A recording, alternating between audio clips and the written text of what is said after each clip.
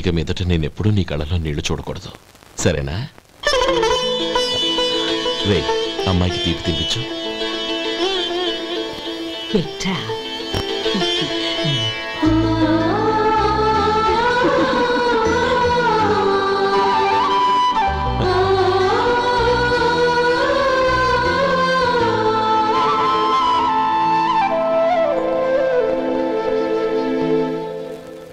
మధు, చిన్నప్పుడు నేను ఒక్కడనే కష్టపడుతున్నానని, నాకు సాయంగా ఉండాలని చదువు అవ్వలేదన్న వంకతో చదువు మానేశావు. ఇప్పుడు నీ తమ్ముళ్ళిద్దరూ అభివృద్ధిలోకి వచ్చారు.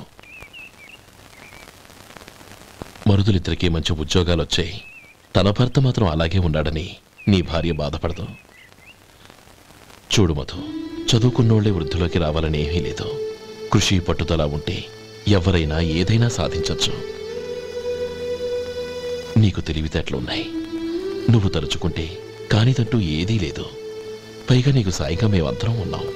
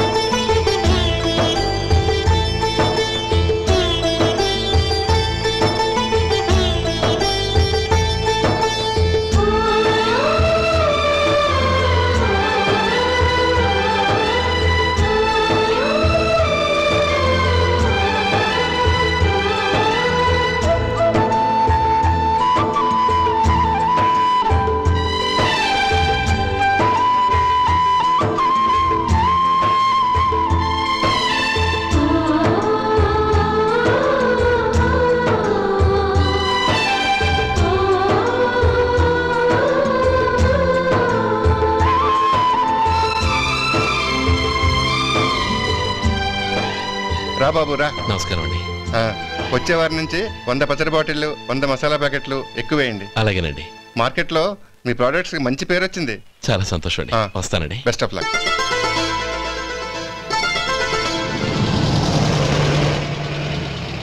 ఆ బాక్స్ లోపల పెట్టవా? అలాగే సార్. ఇక మీద మీ ఆర్డర్లు సగం వేయండి, సరిపోతుంది. అదేంటండి? మీ పచ్చళ్ళు అమ్ముడుపోక చాలా స్టాక్ అలాగే ఉండిపోయింది. ఇప్పుడు అందరూ రుచి పచ్చళ్ళు, రుచి మసాలానే అడుగుతున్నారు. మా నల్లుడి గురించి తక్కువగా అంచనా వేశారు కదా, ఇప్పుడేమంటారు? ఎలాగైతేనే అతను వృద్ధిలోకి వస్తే చాలు. వాళ్ళు బాగుంటే నాకు సంతోషమేగా. ఎవడ్రా వాడు? ఇన్నాళ్ళుగా వ్యాపారం చేస్తున్నాను, నిన్నగాక మొన్న వచ్చినోడు వాడు నాకు పోటీయా? వాణ్ణి పెరగనివ్వకూడదు. వాణ్ణి ఇక్కడికి రప్పించండి, నేను మాట్లాడతాను.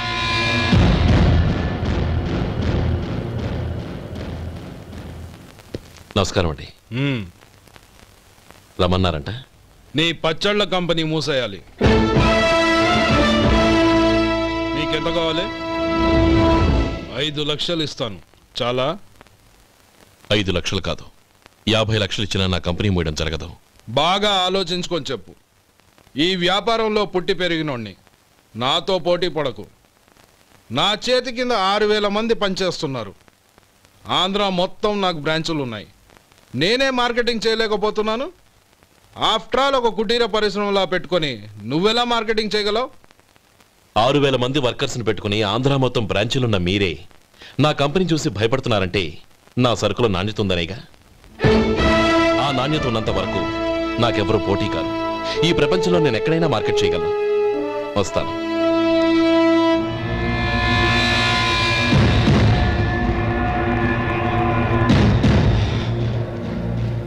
ఇక్కడ ఏం లేదండి. ఇక్కడ ఏం లేదండి. ఇప్పుడు ఊపిరి పీల్చి బిగ్బట్టు, నెమ్మదిగా వదిలి. ఓకే, లే, నెమ్మదిగా ఇలా వచ్చి కూర్చో. ఏం లేదు, మామూలు కడుపు నొప్పే. ఈ టాబ్లెట్స్ 3 రోజులు వాడు. ఎలా వాడాలో ఇందులో రాశాను. Token number 29. ఏమన్నారయ్యా? టౌన్ డాక్టర్ భయపెట్టేశాడు, ఆపరేషన్ అది ఇదని. కానీ ఈ డాక్టర్ బాబు ఏమీ లేదని చెప్పాడు. అలాగా? ఈ బాబు 10 కాలాల పాటు చల్లగా ఉండాల.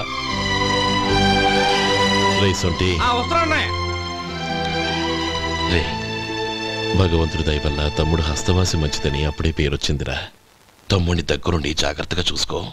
పని హడావుల్లో పడి వేళకి భోంచేయడము. అబ్బే అదే లేదన్నయ్య. 1 గంటకల్లా పేషెంట్ కట్టు, భోజనం పెట్టు. అది అలా జాగ్రత్తగా చూసుకో. నేను చూసుకుంటాను కదన్నయ్య, నువ్వు వెళ్ళు.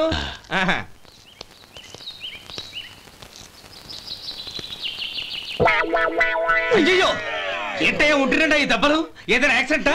అదేం కాదండి, మరి గోరు కొరికినందుకు ఎలక్ట్రిక్ స్తంభానికి కట్టేసి ఇలా రక్తం వచ్చేలా కొట్టారండి. ఊరు కురికినందుకు ఎలక్ట్రిక్ స్తంభాన్ని కట్టేసి ఇంతలా కొడతారా? వాళ్ళతో మనుషులా, రాక్షసులా? చాలా థ్యాంక్స్ అండి. కనీసం మీరైనా అర్థం చేసుకున్నారు. వాళ్ళు అర్థం చేసుకోలేదండి.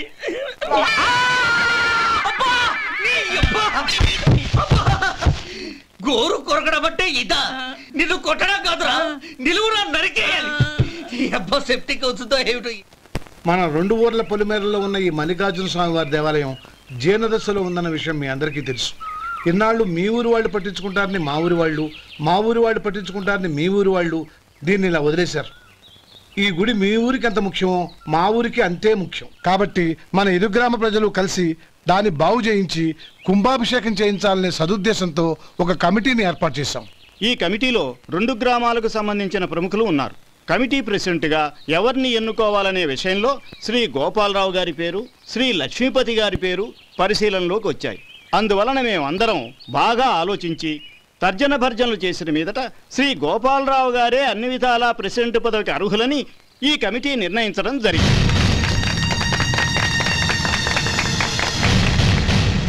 అంచేత ఈ ఉభయ గ్రామ ప్రజలు శ్రీ గోపాలరావు గారికి ఉదారంగా విరాళాలు అందజేసి ఈ శుభకార్యాన్ని జయప్రదం చేయవలసిందిగా కోరుతున్నాం. ఏంటి ఇంకా రాలేదా? ఏంటయ్యా, టైం 10 అవుతోంది. బోర్డు మీద 10 గంటలను రాసింది. మీ డాక్టర్ ఇంకా రాలేదు. అసలు మీ డాక్టర్ కి టైం సెన్స్, పంక్చువాలిటీ ఏమైనా ఉన్నాయా? ఇంతకీ మీరెవరండి? నేను డాక్టర్ అమ్మని. ఓహో, మీరు డాక్టరేనా? డాక్టర్ అంటే డాక్టర్ని కాదయ్యా, డాక్టర్ని చేసుకోబోయేదానని అర్థం. ఓహో, అవును, నువ్వెవరు? నేను ఇక్కడ టోకన్ ఇస్తూ ఉంటానులేండి. తప్పుకో, తప్పుకోవయ్యా. అవును, మీ డాక్టర్ కి ఎవరో అన్నయ్య ఉన్నాడంట కదా, ఎలాంటోడు? ఎలాంటోడంటే అదేనయ్యా, చాలా కోపిస్తని విన్నాను. ఎందుకని అడుగుతున్నారు? ఎందుకంటావేంటయ్యా? ఆ అన్నయ్య మాట వినగానే మీ డాక్టర్ గడగడా ఉణిగిపోతాడు. అసలు డాక్టర్ చదివే తమ్ముణ్ణి అలా భయపెట్టచ్చా? తప్పు కదా? తప్పేనండి.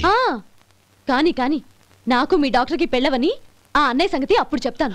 ఏం చేస్తారండి? ఏం చేస్తానా, సంవత్సరం తిరగకుండానే కవల పిల్లల్ని కని వాళ్ళ అన్నయ్య చేతిలో పెడతాను. వాళ్ళకి 5 సంవత్సరాలు వచ్చేసరికి ఆయన్ని బాగా మొట్టికెళ్ళేస్తారు. అలా నా కసి తీర్చుకుంటాను. ఈ డాక్టర్ ఎప్పుడు వస్తాడో ఏంటో. అది సర్లే కానీ నువ్వు పని చేయి. మీ డాక్టర్ రాగానే నేను వచ్చి వెళ్ళానని చెప్పు. నేను అంటే ఓ, నా పేరు చెప్పలేదు కదా, నందిని. ఏం చెప్తావు? అదేనండి, నందిని గారు వచ్చి వెళ్ళారు అని చెప్తాను. గుడ్, పైకొస్తావు.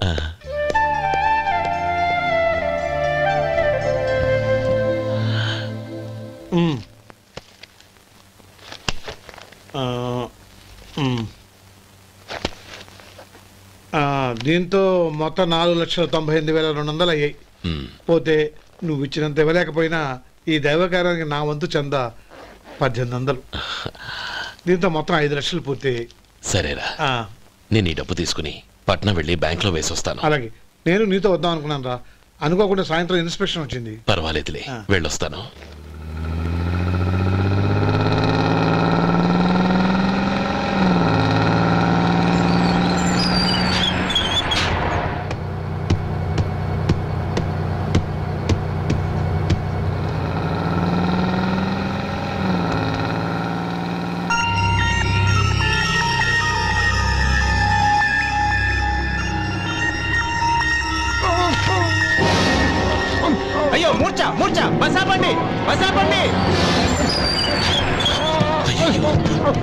తాళం చేతులు గుర్తి ఈ తాళాలు చేతిలో పెట్టండి. వీటి వల్ల ప్రయోజనం లేదు.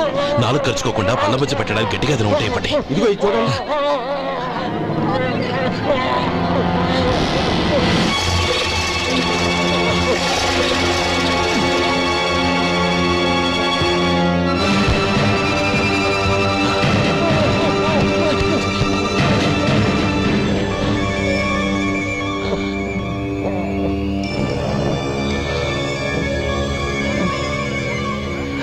మీరు వెళ్ళి మీ సీట్లో కూర్చోండి.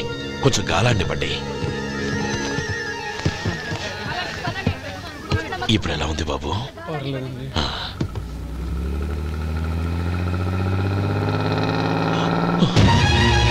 అయ్యో, నా బ్యాగ్ ఎవరైనా చూసారా? అందులో 5 లక్షలు ఉన్నాయి. నా బ్యాగ్ వెంటనే బస్ ఆపండి. ఎవరిని కింద దిగవద్దు. అందరినీ చెక్ చేయండి. నా అంచనా తప్పు కాలేదు. వాడి మంచితనమే వాడిని దెబ్బకొట్టింది. మన వాళ్ళని పంపించి గుడి తాలూకు డబ్బు కొట్టేశాడని పోలీస్ కంప్లైంట్ ఇవ్వండి. ఇప్పుడు ఆ స్టేషన్లో ఎస్ఐ వాడి తమ్ముడే. వాడే వెళ్ళి వాడి అన్నయ్యని అరెస్ట్ చేసి వీధుల్లో నడిపించుకు తీసుకురావాలి. అది నేను కళ్ళారా చూడాలి, మనసారా సంతోషించాలి. అయ్యో గోపాలం గారు, మీరు దేవస్థానం సొమ్ము దొంగిలించారని ఎవరో పోలీస్ కంప్లైంట్ ఇచ్చారంట. మిమ్మల్ని అరెస్ట్ చేయడానికి మీ తమ్ముడు గారు వస్తున్నారు.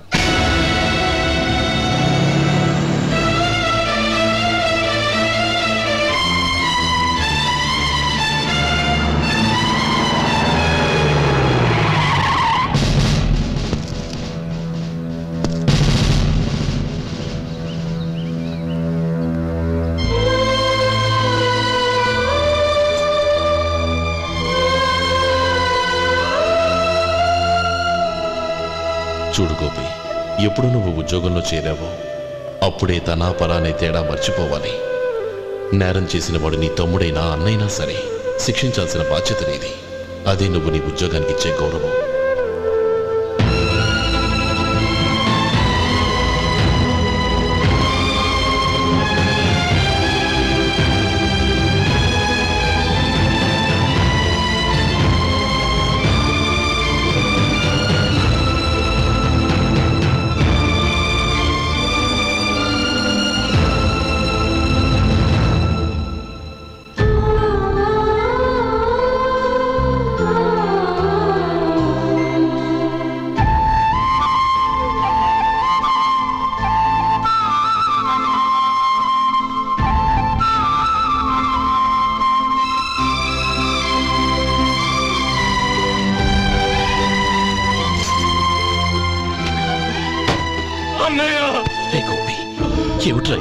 నన్ను క్షమించన్నయ్య.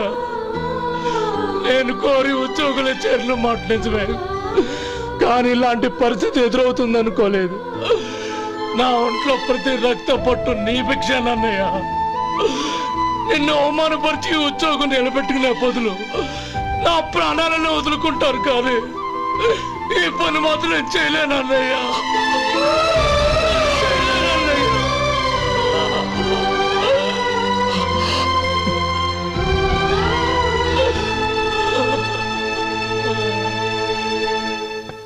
ఏరా, ఇన్నేళ్లు కష్టపడి సంపాదించిన ఉద్యోగానికి రాజీనామా చేస్తావా?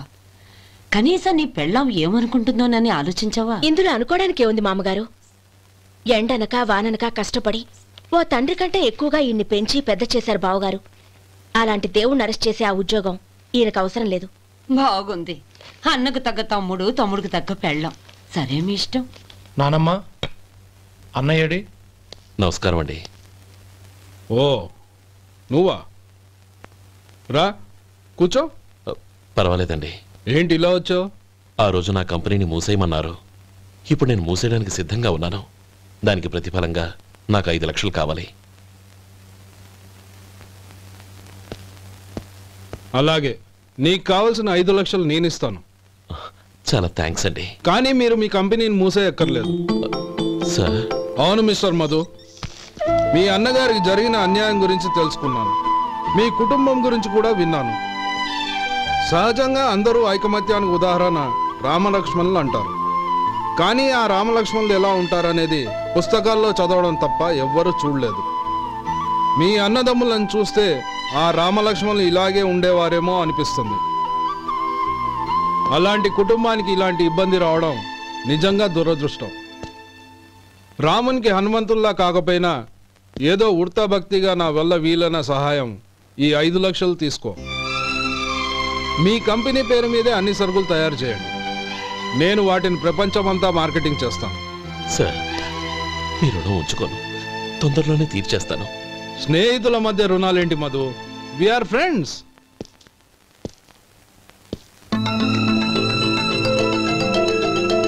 ఏంటే అక్కడ ఆగిపోయావు? రా. నువ్వు మీ అన్నయ్యని అరెస్ట్ చేయడానికి అట్టెళ్ళావు, ఆయన లొంగిపోవడానికి ఇటు వచ్చారు. అవును, యూనిఫామ్ చేత్తో పట్టుకొచ్చావేంటి? సార్, నేను రే, ఈ మాత్రం దానికే బెదిరిపోయి ఉద్యోగం వదులుకుంటావా? నువ్వు ఇలాంటివి ఎన్నో సమర్థవంతంగా ఎదుర్కోవాలి. నిన్ను నేను ఎస్పీగా చూడాలి. అది కాదన్నయ్య. ఇంకేం మాట్లాడకు.